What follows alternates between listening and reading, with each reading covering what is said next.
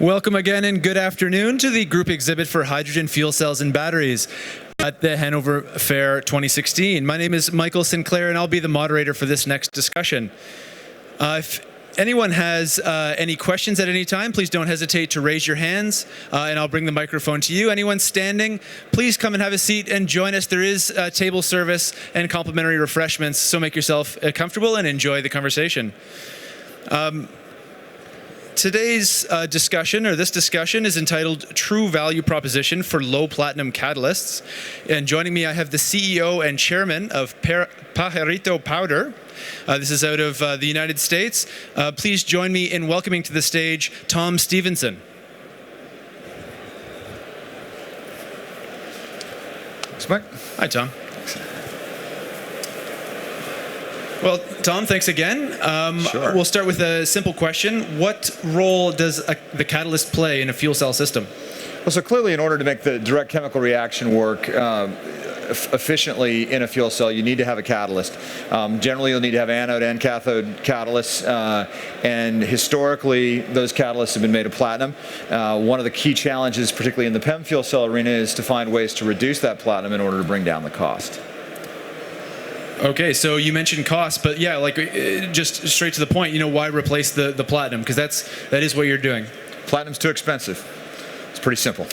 And I think that this represents one of the great challenges that I think exists for us as an industry as a whole, because platinum is the best performing catalyst that we've ever been able to find for fuel cells. And the products that we have on a mass activity basis don't change that.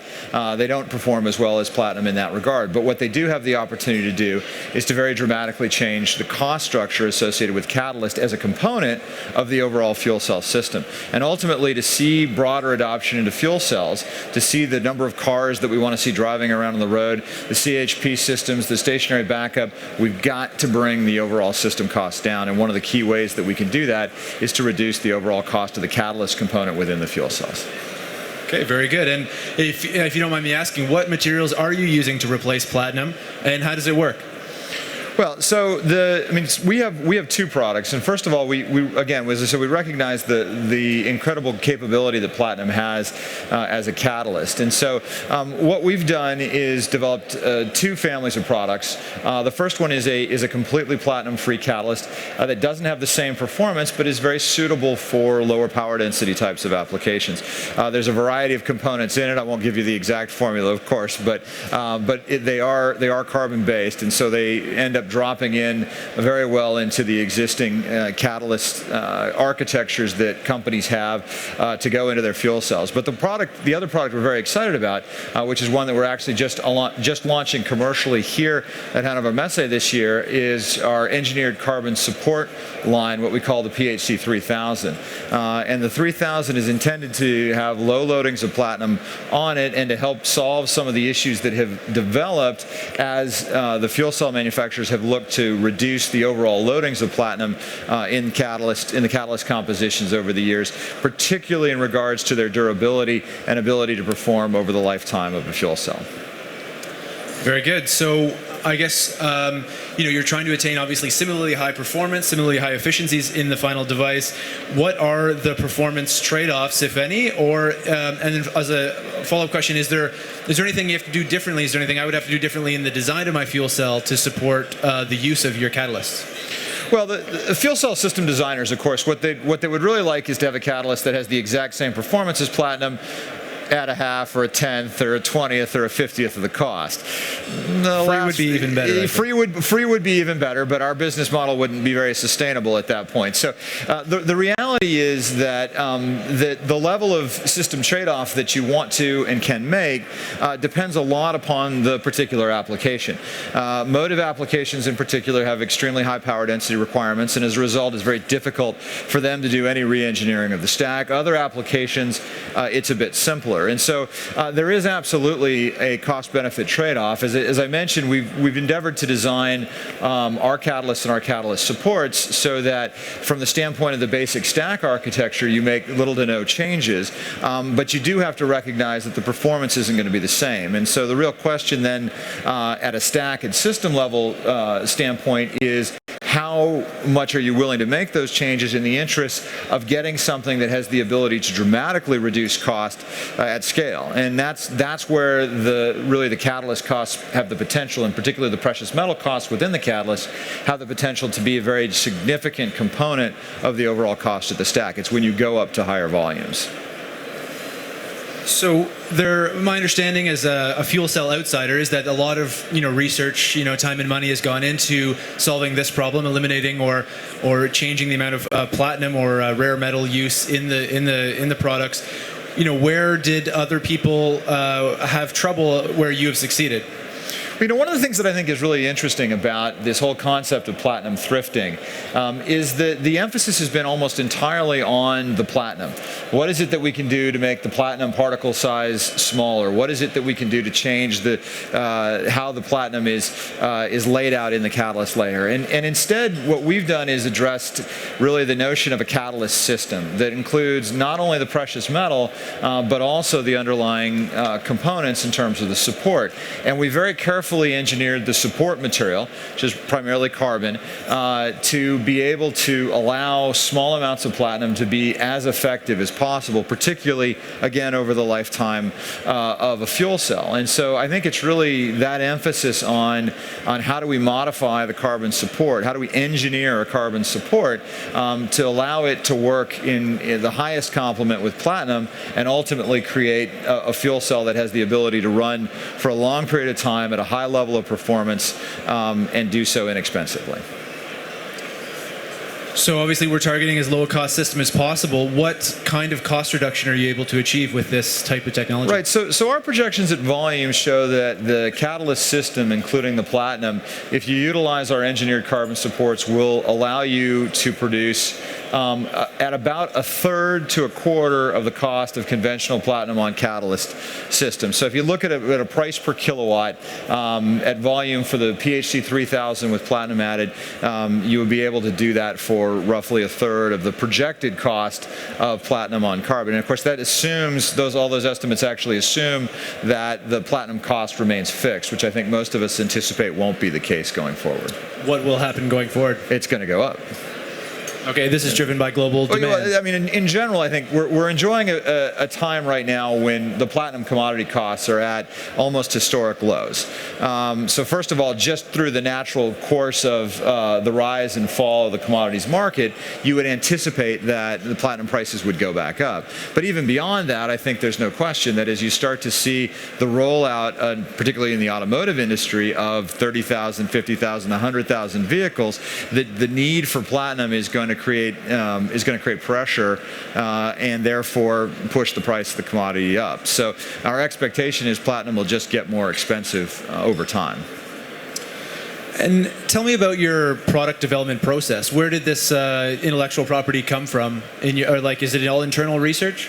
We're very fortunate because we've been able to build upon a tremendous amount of work that has been done in the industry, particularly in North America, where we have licenses from Los Alamos National Laboratory in Los Alamos, New Mexico, the University of New Mexico. We have options from several other institutions to commercialize and scale up their research. So really, our abilities, we have a significant amount of our own native intellectual property that we've developed over time, but we're very fortunate to have had the work of many very, very substantial, very leading institutions in North America upon which to build our intellectual property.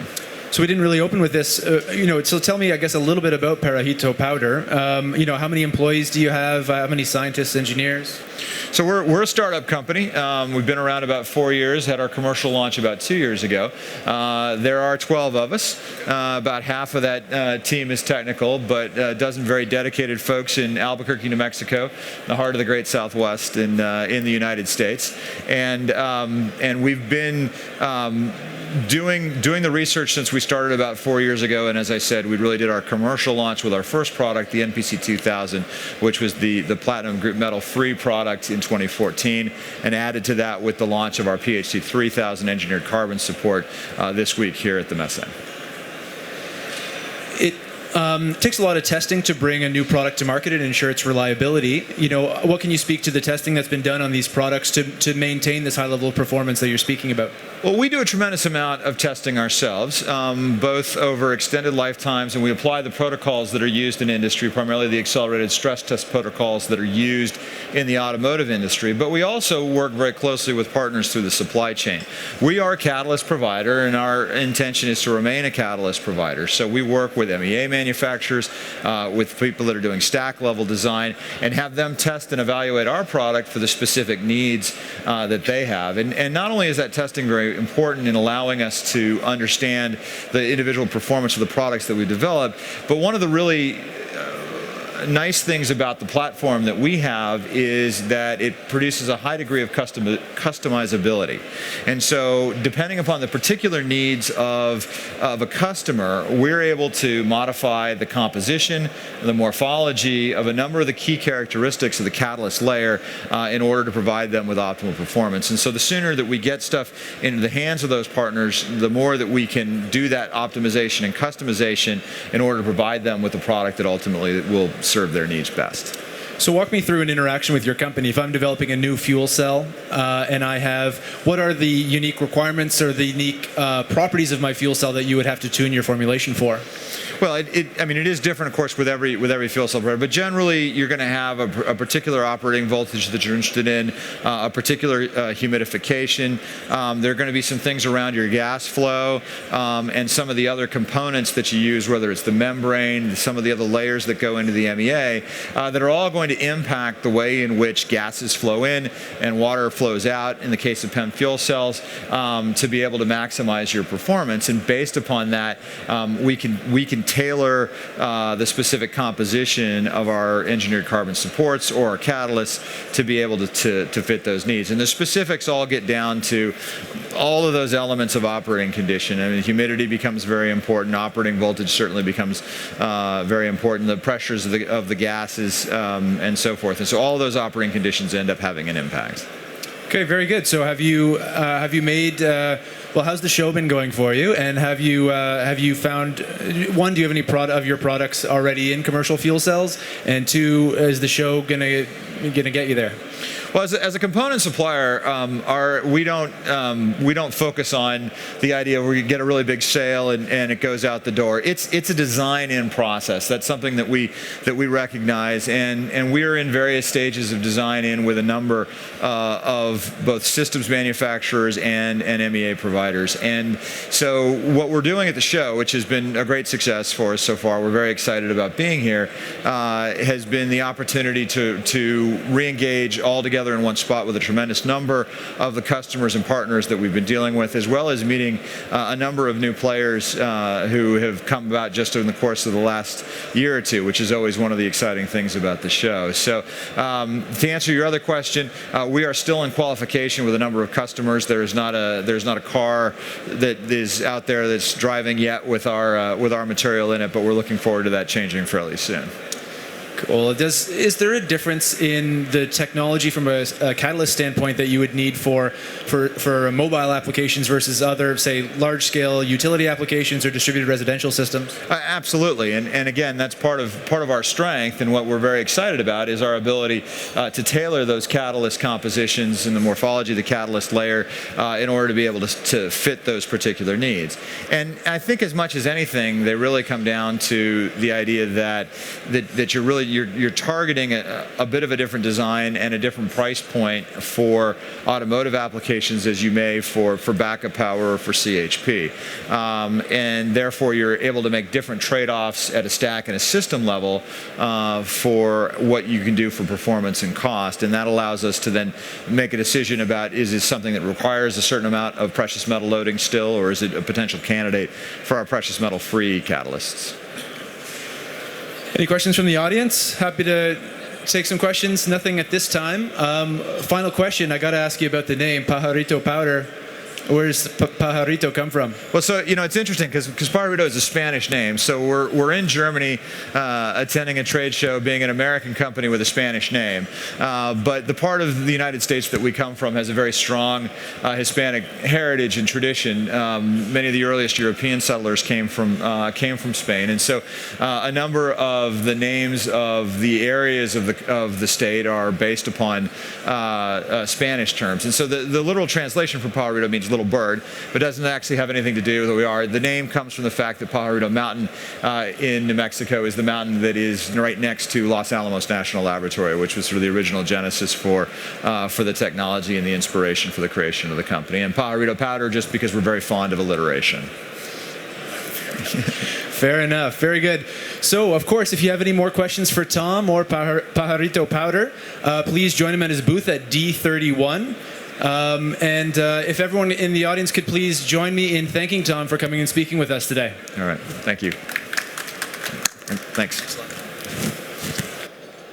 Up next, we have a talk entitled Power Cells, Fuel Cell Stacks, and Systems for Stationary and Transportation Applications. Joining us is the CEO of PowerCell Sweden, Per Wasson.